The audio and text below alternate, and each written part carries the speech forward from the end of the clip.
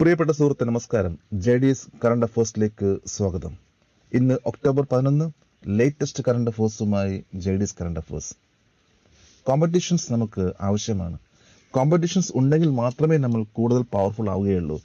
Competitions ആണ് നമ്മുടെ പ്രിപ്പറേഷന് വേണ്ടി കൂടുതൽ എനർജി നൽകുന്നത്. അതുകൊണ്ട് കോമ്പറ്റീഷൻസിൽ പങ്കെടുക്കാൻ ശ്രമിക്കുക. തീർച്ചയായിട്ടും നമ്മളിൽ നല്ല മാറ്റങ്ങൾ വരും. നമ്മളുടെ കോൺഫിഡൻസും വർദ്ധിക്കും. നമ്മൾ ഓരോ ദിവസത്തെ പ്രിപ്പറേഷൻസ് പോലെ ആയിരിക്കും നമ്മുടെ കോമ്പറ്റീഷൻസിലെ പെർഫോമൻസും. ഇവിടെ ഈ വീഡിയോ ഏറ്റവും ലേറ്റസ്റ്റ് ആയിട്ടുള്ള കറണ്ട് അഫേഴ്സ് നൽകിക്കൊണ്ട് നിങ്ങളെ സഹായിക്കാൻ ശ്രമിക്കുന്നു. അതേപോലെ ഈ വീഡിയോ കണ്ടിട്ട് ഇഷ്ടപ്പെടുകയാണെങ്കിൽ ഈ ചാനൽ സബ്സ്ക്രൈബ് ചെയ്യാനും ഷെയർ ചെയ്യാനും മറക്കരുത്. ഇന്ന് October 11, international day of the girl child. എല്ലാ വർഷവും ഒക്ടോബർ 11 തീയതി international day of the girl child ആയിട്ട് ആഘോഷിക്കുന്നു. International day of girl child എന്ന പ്രമേയം ആദ്യമായിട്ട് കൊണ്ടുവന്നത് കാനഡയാണ്. 2011 ഡിസംബർ 19 തീയതി UN ജനറൽ അസംബ്ലി ഇത് പാസാക്കി. അതിനുശേഷം 2012 ഒക്ടോബർ 11 മുതൽ എല്ലാ വർഷവും international day of the girl child ആയിട്ട് ആഘോഷിക്കുന്നു. ഇന്നലത്തെ കറണ്ട് അഫേഴ്സിൽ വന്ന ഒരു ചോദ്യമാണ്, what is the name of UNESCO's state of the education report SOER for India?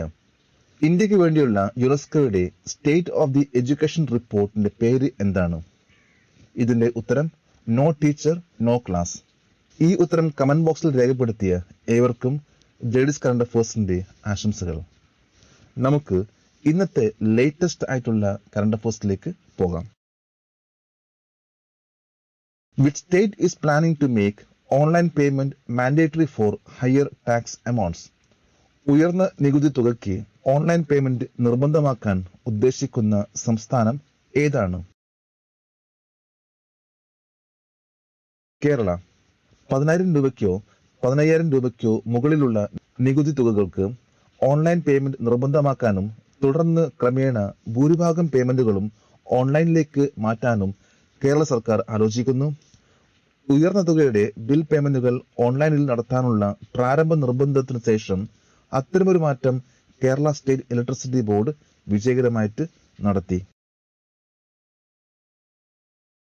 Who has been appointed as the Managing Director of the Kerala State Information Technology Infrastructure Limited, KSITIL.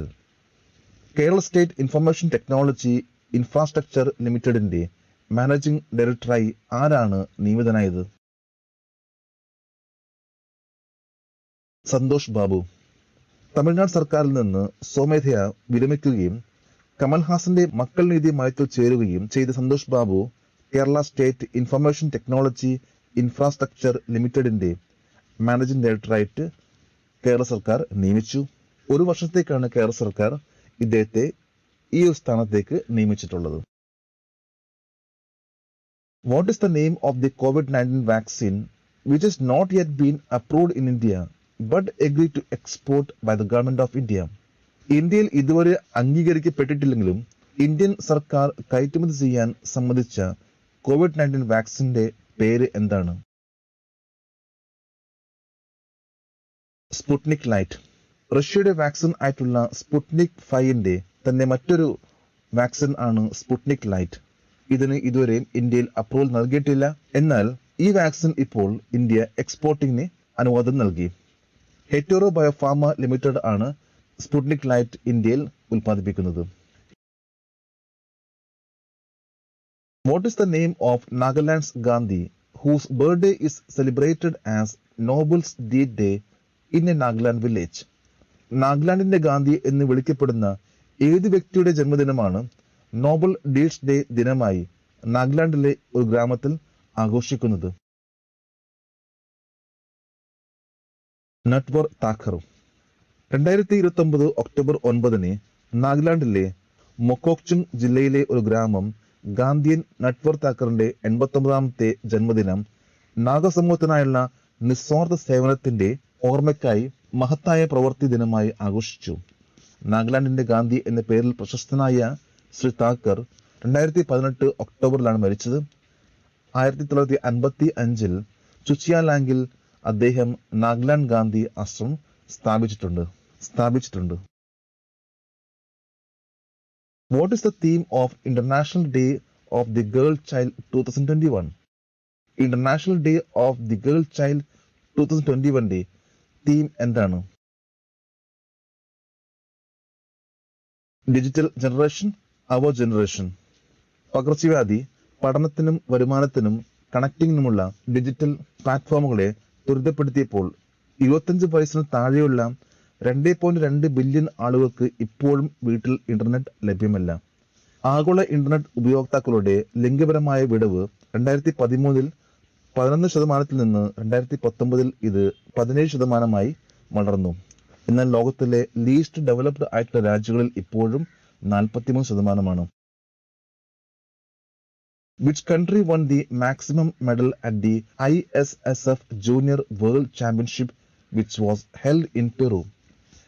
പെറുവിൽ നടന്ന ISSF junior ലോക ചാമ്പ്യൻഷിപ്പിൽ ഏറ്റവും കൂടുതൽ medal നേടിയ രാജ്യം? India. September 27 മുതൽ October 10 വരെ നടന്ന ISSF ജൂനിയർ വേൾഡ് ചാമ്പ്യൻഷിപ്പിൽ ഇന്ത്യക്ക് 16 ഗോൾഡ് മെഡൽസ്, 15 സിൽവർ, 9 ബ്രോൺസ് ലഭിച്ചു. ഇന്ത്യയാണ് ഈ ചാമ്പ്യൻഷിപ്പിൽ ഏറ്റവും കൂടുതൽ മെഡൽ നേടിയ രാജ്യം. രണ്ടാം സ്ഥാനം USA-ക്ക് 7 gold, 8 silver, 6 bronze. What is the name of the father of Pakistan nuclear program who died on 10th October 2021? 2021 October 10 അന്തരിച്ച പാകിസ്ഥാന്റെ ആണവ പദ്ധതിയുടെ പിതാവിന്റെ പേരെന്താണ്? Abdul Qadeer Khan. Father of Pakistan nuclear programme എന്ന പേരിൽ അറിയപ്പെടുന്ന അബ്ദുൽ ഖാദിർ ഖാൻ 2021 ഒക്ടോബർ 10 അന്തരിച്ചു. 85 വയസ്സായിരുന്നു. 2004 ആണവ സാങ്കേതിക വിദ്യയുടെ വ്യാപനത്തിന്റെ ഉത്തരവാദിത്തം ഏറ്റെടുക്കാൻ നിർബന്ധിതനായപ്പോൾ ആണവ ഭൗതിക ശാസ്ത്രജ്ഞൻ നിരവധി വിമർശനങ്ങൾ നേരിട്ടിരുന്നു. ഇന്നത്തെ കറണ്ട് അഫയേഴ്സിലെ ഒരു ചോദ്യമാണ്, Anshu Malik has recently one silver medal for India in which sports event? ഏത് കായിക ഇനത്തിലാണ് അൻഷു മാലിക് ഈയിടെ ഇന്ത്യക്ക് വെള്ളി മെഡൽ നേടിയത്? 4 ഓപ്ഷൻസ് നൽകിയിട്ടുണ്ട്. ഇതിന്റെ ഉത്തരം അറിയാമെങ്കിൽ ഇന്നത്തെ കറണ്ട് അഫയേഴ്സിലെ കമന്റ് ബോക്സിൽ രേഖപ്പെടുത്താൻ അഭ്യർത്ഥിക്കുന്നു. നാളത്തെ കറണ്ട് അഫയേഴ്സിൽ ഇതിന്റെ ഉത്തരം ഉണ്ടായിരിക്കുന്നതാണ്. ജെഡിസ് കറണ്ട് അഫയേഴ്സ് ഏറ്റവും ലേറ്റസ്റ്റ് ആയിട്ടുള്ള കറണ്ട് അഫയേഴ്സ് ആണ് ഇവിടെ ഇപ്പോൾ നൽകിയത്.